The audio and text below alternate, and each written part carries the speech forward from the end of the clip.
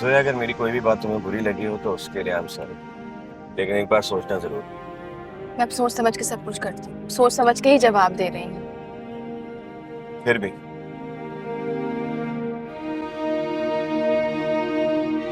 तो फिर एक बार और सोच, हो सकता है कि सिर पे क्यों अड़े हो अर्ज?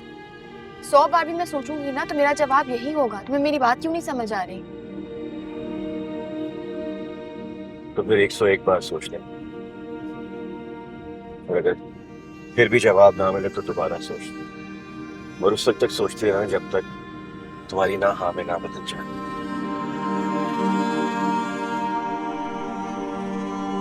लेकिन प्लीज सोचना जरूर।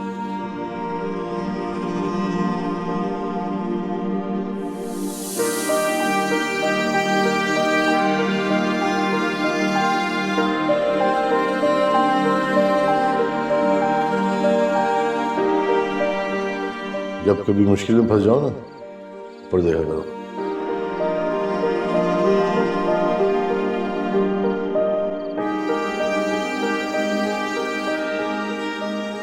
अरसल कह रहा था कि बेशक मैंने उससे ड्रामा किया हो मोहब्बत करने का, लेकिन उस ड्रामे को सच समझ के वो मुझे सच में पसंद करने लगा है और मेरे अलावा किसी और का सोच ही नहीं सकता। अरे तो ठीक है ना, फिर परेशानी किस बात की है? मेरी आंखों के सामने पलकर जवान हुआ है वो, उसमें कोई कमी नहीं है। कमी की बात नहीं है अम्मी, कमी उसमें नहीं है, कमी मुझ में है। तो शर्मिंदगी के एहसास से भी नहीं निकल पाई हूँ कि मैं कितनी बड़ी बेवकूफ थी। मैंने उसको इस्तेमाल किया।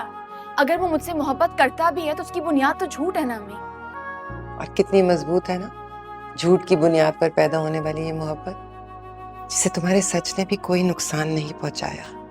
उसने सब कुछ अपनी आंखों से देखा है, मेरे साथ मिल के तुम्हें ढूंढता रहा है, उसके बावजूद अगर उसको तुम पे यकीन है तो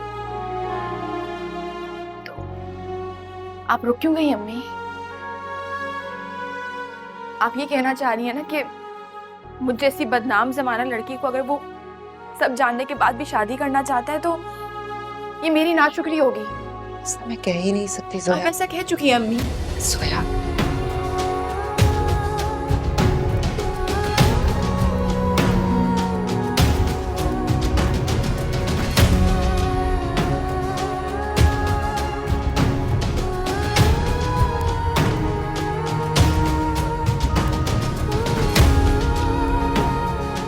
जिसे तुम्हारे सच ने भी कोई नुकसान नहीं पहुंचाया। उसने सब कुछ अपनी आंखों से देखा है, मेरे साथ मिल के तुम्हें ढूंढता रहा है, उसके बावजूद अगर उसको तुम पे यकीन है तो